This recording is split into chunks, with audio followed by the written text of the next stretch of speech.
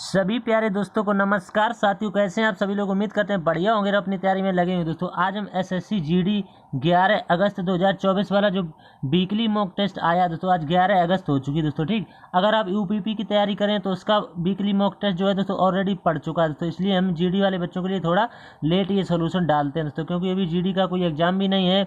जब आएगा तब दोस्तों उसका जल्दी डालेंगे, क्योंकि अभी यूपी पे एग्जाम है दोस्तों 23 अगस्त से, तो उसका सोल्यूशन डालना हमारे लिए बहुत ही अनिवार्य बात होती है दोस्तों। ठीक, तो आपसे अनुरोध है वीडियो फुल जरूर वॉच करें। चैनल पर पहली बार हैं तो चैनल को सब्सक्राइब कर लें, दोस्तों के साथ शेयर अवश्य करें दोस्तों। ठीक, तो इसमें हम 20 क्वेश्चन आपको मैथ के बताएंगे दोस्तों, बेहतर कंटेंट के साथ। तो जुड़े रहें मेरे साथ। तो पहले प्रश्न की तरफ बढ़ लेते हैं। माँ सरस्वती जी का नाम लेकर के दोस्तों हम आपको पहले प्रश्न की तरफ लेकर चलते हैं। आप यहाँ पर देख सकते हैं RWSSC GD मॉक टेस्ट 11 अगस्त 2024 का दोस्तों। ठीक, तो पहले प्रश्न की तरफ बढ़ लेते हैं दोस्तों। आपसे अनुरोध है कि वीडियो फुल जरूर वॉच करें दोस्तों, क्योंकि वीडियो बनाने में आप जानते हैं कितना मेहनत लगता है। हम एक प्रश्न आपको बहुत ही बढ़िया तरीके से सॉल्व कराने का प्रयास करते हैं दोस्तों। ठीक, तो हम चाहते हैं आपको बेहतर से बेहतर कंटेंट दिया जाए दोस्तों। ठीक, तो हमारे बच्चों को काफ़ी आसान लगेगा दोस्तों सवाल समझने में। तो पहला प्रश्न है जो ABCD का औसत भार 33 kg है, CA से 12 kg हल्का है, जबकि BC से 6 kg भारी है, D का भार C से 10 kg कम है। A और D का औसत भार कितना है? दोस्तों काफ़ी बढ़िया प्रश्न है। औसत चैप्टर से ऐसा ही प्रश्न दोस्तों आपको देखने को मिलेगा GD के एग्जाम में। तो इसमें ABCD के फॉर्म में 4 लोग दिए हैं दोस्तों। ठीक, A दिया हुआ है, B दिया हुआ है और C दिया हुआ है और D दिया हुआ है दोस्तों। आप देख सकते हैं 4 लोग दिए हैं। तो हम क्या करते हैं कि A का भार जो हम x मान के चलेंगे दोस्तों। ठीक, तो इसका कितना हो जाएगा x - 6 हो जाएगा जो कम का है। फिर इसका कितना हो जाएगा x - 12 हो जाएगा। ठीक, इसका x और D का कितना हो जाएगा x - 22 हो जाएगा। तो ठीक, ये फॉर्मेट हमारे सामने बन के आ जाएगा। तो ठीक, फिर हमें x वाले पद को जोड़ लेना है और जो संख्याएं दी हैं उनको अलग जोड़ना है। तो x कितनी दी हैं? 4x दी हैं, तो 4x लिख लेंगे। माइनस लगाएंगे, यहाँ पर कितना योग करेंगे 40 हो जाएगा। और बराबर में कितना लिखना पड़ेगा, क्योंकि औसत बराबर कितना होता है? पदों का योग बटे पदों का संख्या। एक ही फॉर्मूला पूरे चैप्टर में लगता है दोस्तों। क्योंकि 33 जो है वो कितनी योग वो किलोग्राम में दिया हुआ, लोग कितने हैं? 4, तो इनका योग जो निकल के आएगा भाई हमारे यहाँ पर लिखना पड़ेगा योग दोस्तों। ठीक, तो इनका योग कर लेंगे, कितना आ जाएगा? 132 आ जाएगा दोस्तों। ठीक, इनका मल्टीप्लाई कर लेंगे तो यहाँ से 4x जो है ये 40 जो दिया हुआ है इसमें से माइनस कर लेंगे, तो यहाँ से कितना आ जाएगा? 4x बराबर 172 आ जाएगा दोस्तों। ठीक, 172। तो 4 से ये कितनी बार कट जाएगा? 43 बार कट जाएगा। तो x की वैल्यू हमारे सामने निकल के आ गई दोस्तों। ठीक, तो x की वैल्यू कितनी? 43 निकल के आ गई। तो हमें मतलब केवल A और D से है दोस्तों। ठीक, क्योंकि A और D का हमें औसत बाद में पूछा हुआ है। तो A का तो हमने x माना हुआ था, वो तो 43 आ गया है, तो हम यहाँ पर 43 लिख दें। फिर हमें D का निकालना है, तो D का हमें कैसे निकालना है कि x - 22 की जगह पर x की वैल्यू रख देंगे दोस्तों। ठीक, तो यहाँ से 43 में से जब 22 को माइनस करेंगे तो यहाँ पर कितना आ जाएगा? 21 आ जाएगा। तो 21 प्लस कर लेंगे। और ये लोग कितने हैं दोस्तों? 2 लोग हो जाए तो 2 से डिवाइड कर लेंगे। यहाँ पर आप देख सकते हैं दोस्तों। ठीक, तो 2 से ये डिवाइड हो जाएगा। अब हमें क्या करना है? इनको जोड़ लेना है दोस्तों। ठीक, तो इनको जोड़ लेंगे। यहाँ पर कितना हो जाएगा? 64 हो जाएगा। तो ठीक, 64 में 2 को डिवाइड कर देंगे तो कितना आ जाएगा? 32 आ जाएगा। 32 किस ऑप्शन में दिया? ऑप्शन नंबर D में दिया हुआ दोस्तों, आप देख सकते हैं। तो ये इसका राइट आंसर आ जाएगा। अगला प्रश्न इसके बाद देख लेते हैं। यदि 6 अंकों की संख्या ये दी गई है दोस्तों। ठीक, 6 अंकों की संख्या 72 से विभाज्य है तो x + y का मान क्या होगा? दोस्तों 72 हुआ, 88 हुआ, 99 हुआ, बहुत ही इंपॉर्टेंट होते हैं SSC GD के एग्जाम को देखते हुए या यूपी पुलिस को देखें तो दोस्तों। ठीक, तो ये 72 का किस तरह से बनेगा हम आपको बता देते हैं। 72 दिया दोस्तों, इसको कैसे तोड़ेंगे? 8 और 9 के फॉर्म में आसानी से तोड़ लेंगे दोस्तों। ऐसी संख्या में तोड़ते हैं जिसमें कुछ भी कॉमन नहीं है। तो 8 का डिविजिबिलिटी रूल क्या होता है? यानी कि अंतिम के 3 डिजिट। तो 7 दिया हुआ है और 3 दिया और 22 दिया हुआ, तो अंतिम के 3 डिजिट हम निकाल लेंगे आसानी से। तो 8 से डिवाइड करेंगे। 8 नेम कितने होते हैं? 72 होते हैं। तो यहाँ पर कितना बचेगा? 1। और हमें 22 की जगह पर क्या रखें कि संख्या कट जाए? केवल एक ही ऑप्शन बचता है कि यहाँ पर 6 रख दो। तो 8 दूनी कितने हो गए? 16, ये कट जाएगा। तो यहाँ से हमें 22 की वैल्यू पता चल गई। 22 की वैल्यू यहाँ से कितनी आ गई आप देख सकते हैं दोस्तों। 22 बराबर यहाँ पर कितना है? 6। तो 22 बराबर हमारा 6 आ गया। अब हमारा अनुमान क्या कहता है दोस्तों कि हमें क्या करना है? जो संख्या दी है 4 दिया हुआ है, x दिया हुआ है और 5 दिया हुआ है और कितना दिया हुआ है? 7 दिया हुआ है और 3 दिया हुआ है और 22 की वैल्यू हमने 6 निकाली ली। और 9 का डिविजिबिलिटी रूल हमें लगाना है। तो 9 का डिविजिबिलिटी रूल क्या होता है दोस्तों? अंकों का योग। तो इन सब का योग कर लेंगे अब आसानी से। तो इन सभी का योग कितना हो जाएगा? 25 हो जाएगा। तो 25 में आप क्या जोड़ें? 25 प्लस x की संख्या 9 से कट जाए तो कुछ नहीं, केवल 2 जोड़ दे यानी 27 हो जाएगा, तो 9 से कट जाएगा। हमें x और y का योग पूछा हुआ है दोस्तों, ठीक। तो x की वैल्यू हमारी कितनी 2 निकल के आ गई और y की हमने 6 निकल के आएगी, तो 6 2 कितना हो जाएगा 8, तो बी ऑप्शन इसका राइट आंसर आ जाएगा। अगला प्रश्न इसके बाद देख लेते हैं। किन्हीं दो संख्याओं के महत्तम समावर्तक और लघुत्तम समावर्तक क्रम से 25 और 750 है। यदि दो संख्याओं में से एक संख्या 75 है तो दूसरी संख्या ज्ञात कीजिए। काफी बढ़िया प्रश्न है दोस्तों, देख लेते हैं ये किस तरह से बनेगा। आपने एलसीएम चैप्टर में एक फॉर्मूला पढ़ा हुआ दोस्तों, जो एलसीएम होता है वो HCF और किसके बराबर, उनका गुणनफल होता है नहीं, पहली संख्या और दूसरी संख्या के गुणनफल के बराबर होता है। तो सबका मान दिया हुआ है, लासा यहाँ से कितना दिया हुआ है 750 दिया हुआ है, मासा कितना 25 दिया हुआ है, बस वैल्यू पुट करो आंसर पाओ। और यहाँ पर पहली संख्या हम 75 मान लेंगे, दूसरी x का मान लेंगे दोस्तों, ठीक। तो 25 से काटेंगे, 25 3 75, 3 से 100 काटेंगे तो 3 दूनी 6 हो जाएंगे। यहाँ पर कितना एक बचा, तिप्चे 15 हो जाएंगे, ये कीजिए तो 250 जो है वो सेकंड संख्या हमारी निकल के आ गई। ऑप्शन नंबर ए इसका राइट आंसर आ जाएगा दोस्तों, ठीक। अगला प्रश्न इसके बाद देख लेते हैं।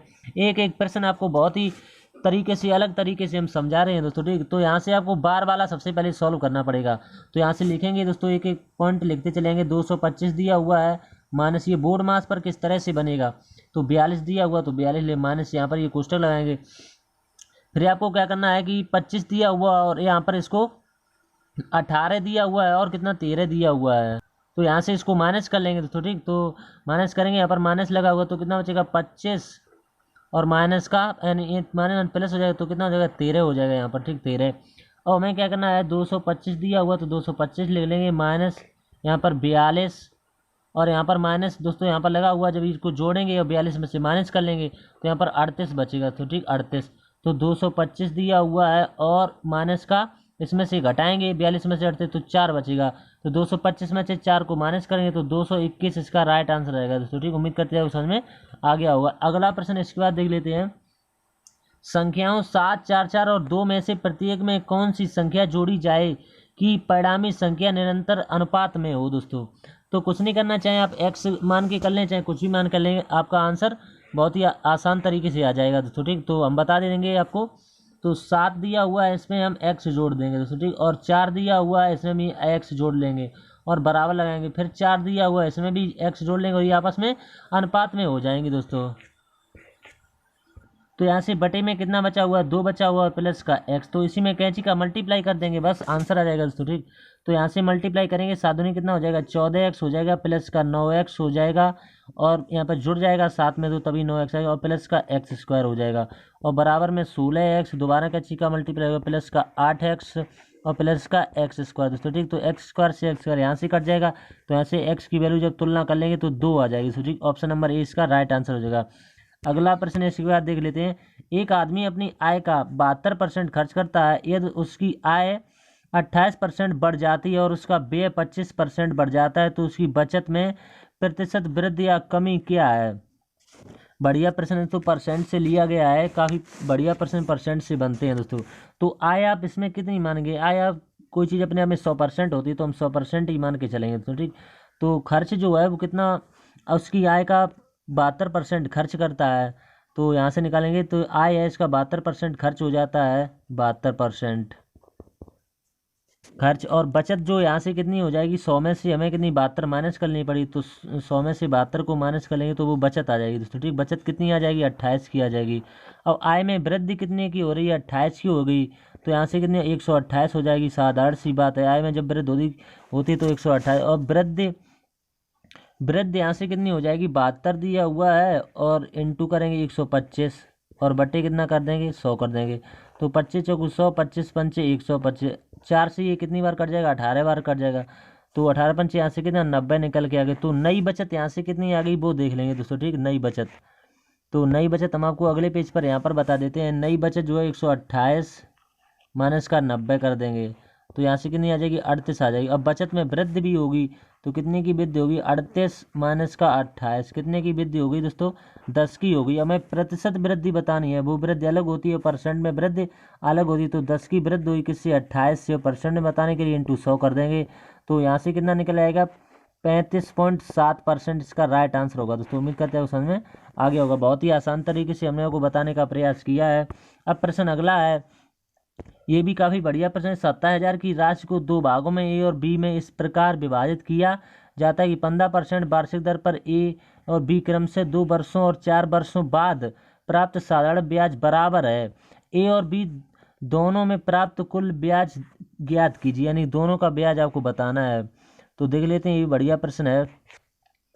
तो वही फॉर्मूला है दोस्तों हमारा साधारण वाला, साधारण ब्याज बराबर मूलधन गुणे दर गुणे समय बटे 100। तो इसमें P1 मान के चलेंगे और P2 मान के चलेंगे दोस्तों, ठीक। तो P1 इंटू करेंगे, कितना दर दिया हुआ 15 का, और कितना 2 वर्ष का है इसमें दोस्तों, और बटे कितना हो जाएगा 100 हो जाएगा। थोड़ी वो तो सूत्र वाला होता है। P2 यहाँ से निकालेंगे, P2 बराबर 15 इंटू 4 दोस्तों, यहाँ पर 4 का, ये हिंदी में दिया हुआ इसलिए ज़्यादा गौर नहीं करिए। 4 वर्ष का है, पहले 2 वर्ष का था दोस्तों। यहाँ पर देख सकते हैं ये 2 वर्ष लिखा हुआ है, तभी तो हमने नज़र मारी तो उसमें संख्या में नज़र नहीं आ रहा था। तो यहाँ पर ये बटे 100 हो जाएगा। तो 100 से ये 100 से खत्म, 15 से ये 15 खत्म, और यहाँ पर 2 से ये कितनी बार कट जाएगा, 2 बार कट जाएगा। तो यहाँ से कितना निकल आएगा, P1 अपॉन P2 निकल के आ जाएगा। P1 अपॉन P2 2:1 के अनुपात में ये निकल के आ गया। और हमें क्या करना है, आगे का प्रोसेस हम आपको अगले पेज पर बताएंगे दोस्तों। यहाँ पर आप देख सकते हैं अगला पेज ओपन हो चुका है। और हमें क्या करना है कि 27,000 जो रुपए दिए हुए हैं, 27,000 और इंटू हमने कहा 2/5 निकाल देंगे, क्योंकि ये टोटल कितना होगा 2 और 3, तो उसका 2/3 हिस्सा यहाँ से निकल के आ गया। तो 3 से ये कितनी बार कट जाएगा, 9 3 27 होते हैं, तो 9 दूनी 18,000 यहाँ से निकल के आ जाएगा, ठीक। 18,000। अब P2 यहाँ से निकालेंगे तो P2 कितना आ जाएगा, 9,000 आ जाएगा P2। और हमें कुल ब्याज बताना है तो ठीक। तो कुल ब्याज किस तरह से यहाँ पर आएगा, कुल ब्याज 18,000 दिया हुआ है, तो हम 18,000 हमने निकाल लिया था। दर कितनी दी थी 15, और समय कितना है, पहले 2 वर्ष है, तो बटे 100 कर लेंगे। फिर हमें यहाँ पर प्लस लगाएंगे क्यों, हमें 2 ब्याज बताने। फिर दूसरी बार हमने 9,000 निकाला हुआ था, इसका भी 15% निकालेंगे, और कितने वर्ष के लिए, 4 वर्ष के लिए, बटे कितना कर देंगे, 100 कर देंगे। 2 जीरो से ये 2 जीरो, 2 जीरो से ये 2 जीरो, और जो बचा यहाँ से अलोके कितना आ जाएगा, यहाँ पर मल्टीप्लाई कर देंगे। 15 दूनी कितने होते हैं, 30 होते हैं दोस्तों, यहाँ पर 30। तो 18 का 3 में मल्टीप्लाई करा दें, 18 54 होते हैं, ये 0 लगा लेंगे बस। और प्लस का यहाँ पर भी क्या होगा, 15 का 4 में मल्टीप्लाई होगा तो 15 चौको 60, और 9 में मल्टीप्लाई होगा, 9 का 6 में आसानी से करेंगे तो यहाँ पर भी 5400 हो जाएगा। तो इनको जोड़ लेंगे आसानी से, कितना आ जाएगा 10,800 इसका राइट आंसर आ जाएगा दोस्तों, ठीक। उम्मीद करते हैं आपको समझ में आ गया होगा। हमने आपको बहुत ही आसान तरीका बता दिया दोस्तों। अब अगला प्रश्न है, इस बात अलग अलग परिचालक होने पर किसी टंकी को भरने में पाइप ए को पाइप बी से 5 घंटा कम समय लगता है, और जब दोनों पाइप एक साथ परिचालित होते हैं तो टंकी 6 घंटे में भर जाती है। यदि पाइप बी अकेले परिचालित है तो इसके द्वारा टंकी को भरने में लगने वाला समय घंटे में ज्ञात करें। बहुत बढ़िया प्रश्न है दोस्तों, इसको हम बहुत ही आसान तरीके से बताएंगे। वैसे तो काफ़ी बड़ा हो जाएगा, लेकिन हम बाई ऑप्शन से बताएंगे आपको। तो इसमें समय दिया हुआ कितना, टोटल 6 घंटे का यहाँ पर दिया हुआ तो ठीक। तो यहाँ पर लिख लेंगे कितना, 1/6 लिख लेंगे तो ठीक। तो पहले हम लिखेंगे 1/x, फिर लिखेंगे 1 कितना कम घंटे लगते हैं, 5 कम घंटे, तो x - 5। अब ये समीकरण बन गई दोस्तों। आप चाहें तो इसको ऑप्शन से करेंगे, बहुत आसानी रही तो लासा लेंगे, फिर आप समीकरण बन जाएगी, बहुत टाइम लग जाएगा दोस्तों।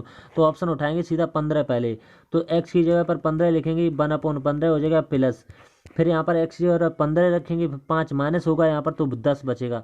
अगर बराबर में 1/6 आ जाता है तो ऑप्शन सेटिस्फाई कर जाएगा, अगर नहीं आता है तो फिर ऑप्शन 18 लेंगे।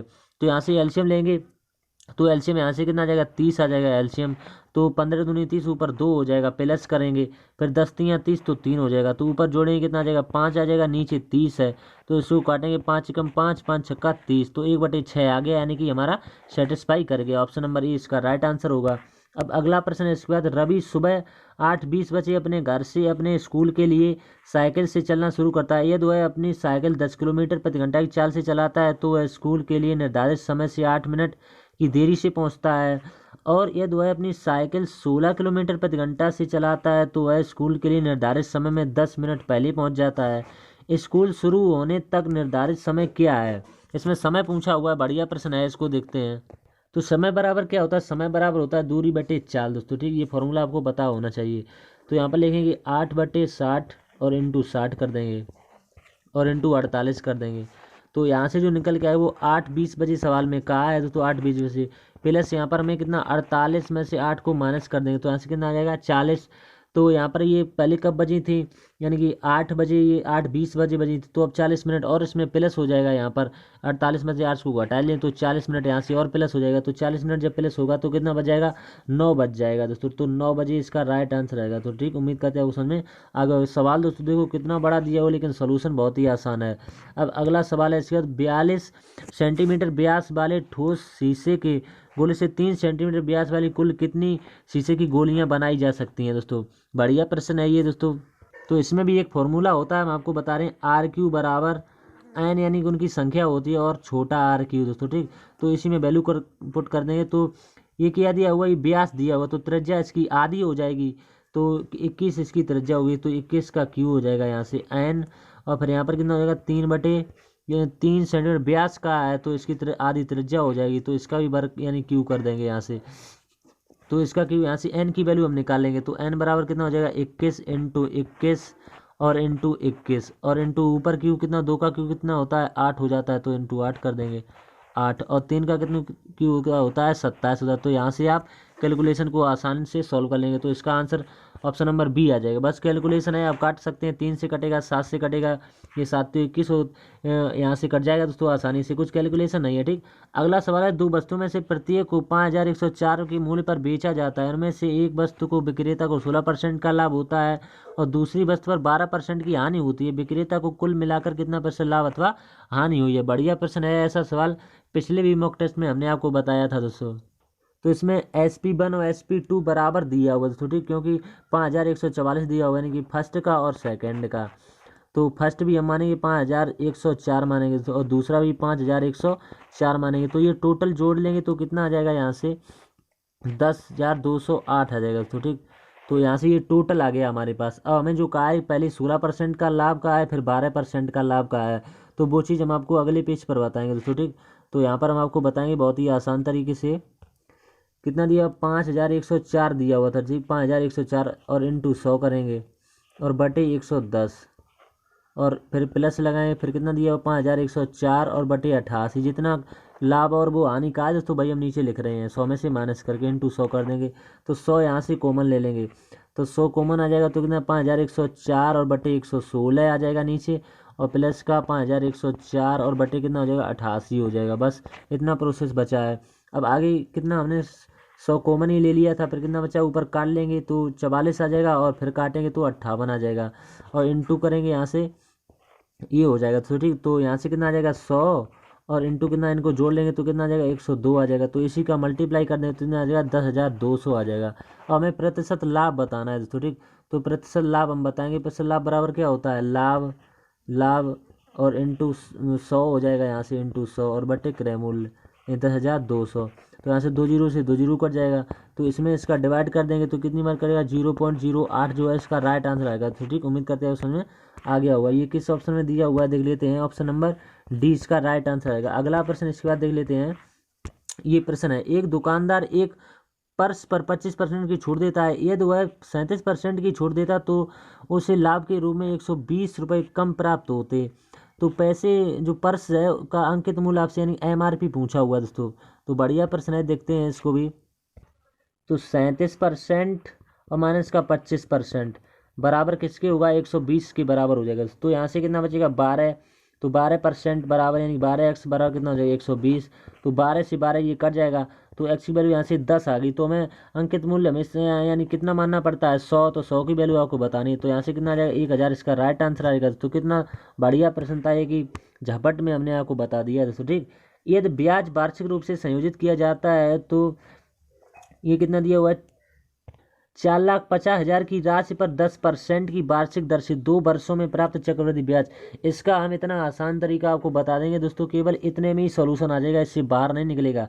तो 10% की फ्रैक्शन वैल्यू क्या होती है, 10, यानी 1/10 होती है। तो 10 से 11 हो जाएगा। वर्ष का है उतनी बार हम लिखते चले जाएंगे दोस्तों। ठीक, तो यहाँ से कितना आ जाएगा, 100 आ जाएगा, और यहाँ से कितना आ जाएगा, 121 आ जाएगा। और हमें 100 की वैल्यू दी है कितनी, 4,05,000 यानी 4,50,000 दी है। तो यहाँ से लिख लेंगे, और बटे कितने करेंगे, 100 करेंगे। और 2 जीरो से 2 जीरो अपने आप कट जाएंगे। हमें केवल क्या साधारण ब्याज बताना है। तो मूलधन हमारा ये है, हो कितना गया 121, तो कितना बढ़ गया 21 बढ़ गया, तो 21 पार्ट की वैल्यू आपको बतानी है। तो 45 में 21 का मल्टीप्लाई करेंगे, आपका आंसर ये आ जाएगा। तो ठीक 94,500। बढ़िया प्रश्न था दोस्तों, हमने आपको बहुत आसान तरीका बता दिया है। अगला प्रश्न है, ए अकेले किसी कार्य को 120 दिन में पूरा कर सकता है, जबकि ए और बी मिलकर उस कार्य को कितने करते हुए 72 दिन में पूरा करते हैं। अकेले अकेले काम करते हुए बी उस कार्य को कितने दिन में पूरा करेगा। बढ़िया प्रश्न है दोस्तों, टाइम एंड वर्क से। तो पहले ए का आए, फिर ये दोनों मिलकर दोस्तों ठीक ये कार्य करते हैं। तो ये 120 दिन लेता है, ये 72 दिन लेता है। आसानी सी बात है, जब दोनों मिलकर करेंगे तो कम ही दिन लेंगे। तो एलसीएम यहाँ से कितना आ जाएगा 360 आ जाएगा। तो यहाँ से ये 3 बार चला जाएगा और ये कितनी बार 5 बार चला जाएगा। तो दोनों की क्षमता 5 है, उसमें से ए की 3 है, तो बी की कितनी 2 बचेगी। सीधी सी बात है, यानी 360 कार है, ये 2 की क्षमता से कितने दिन लेगा 180 दिन लेगा। 360 का आधा कितना होता है 180। तो 180 किस ऑप्शन दिया, ऑप्शन नंबर बी। बस कितना बढ़िया सवाल था। अगला प्रश्न है, 72 किलोमीटर प्रति घंटा की यानी 92 किलोमीटर, सॉरी दोस्तों 92 किलोमीटर प्रति घंटा की एक समान चाल से चल रही है 180 मीटर लंबी एक ट्रेन उसी दिशा में 74 किलोमीटर प्रति घंटा की एक समान चाल से चल रही दूसरी ट्रेन को 60 सेकंड में पार करती है। दूसरी ट्रेन की आपको लंबाई बतानी है। तो दूरी बराबर क्या होता है, दूरी बराबर चाल गुणा समय नहीं स्पीड इंटू टाइम। तो यहाँ से लिखेंगे 180 और प्लस यहाँ पर एक्स लगाएं, क्यों हमें दूसरी ट्रेन की लंबाई में पता करनी है, बटे 60 कर देंगे। और बराबर यानी चाल यहाँ से घटा लेंगे, यहाँ से 92 दिया हुआ है, यहाँ पर 74 दिया हुआ, तो 92 में से 74 को माइनस कर लेंगे तो यहाँ पर कितना बचेगा 18 बचेगा। और इसको मीटर पर सेकंड में बनाने के लिए 5/18 से मल्टीप्लाई, तो 18 से 18 खत्म। अब यहाँ पर कितना हो जाएगा 180 और प्लस का एक्स और बराबर कितना हो जाएगा 6 का 5 में करेंगे पहले, तो 6×5 30 और ये 0।